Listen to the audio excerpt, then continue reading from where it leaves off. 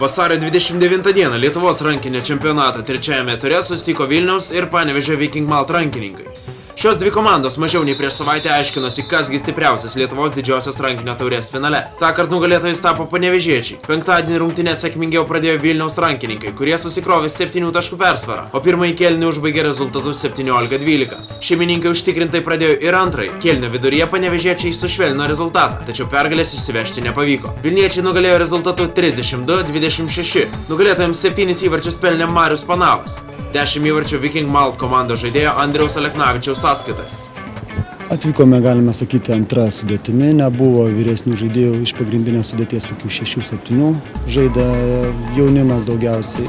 Pralaimėjome 6 įvarčiais, bet aš skaitau, kad sužaidėme labai gerai. Ar važiavote čia su jauduliu? Taip, žinoma, šiaip nenorėjome pralošti labai daug, bet džiaugiamės tom, kad Vilnius negalėjo atsipalaiduoti iki pat rungtynių galo, žaidė pagrindinę sudėtimi.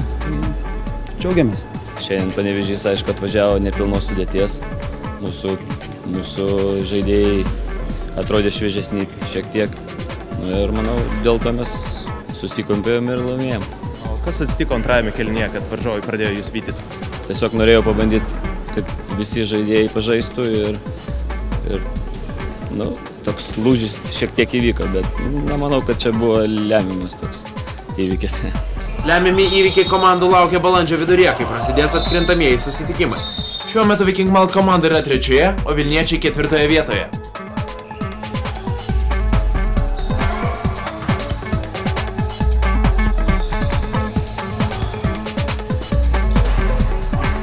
Vytautas Mikaitis, Sportas TV.